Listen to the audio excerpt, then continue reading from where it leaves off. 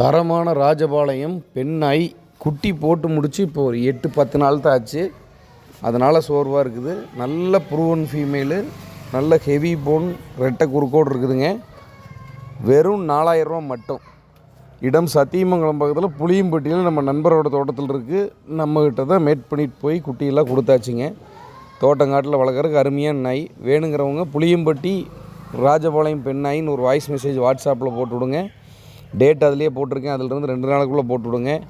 அவரோட நம்பர் அனுப்பிச்சி நேரடியாக போய் செக் பண்ணி வாங்கிக்கோங்க.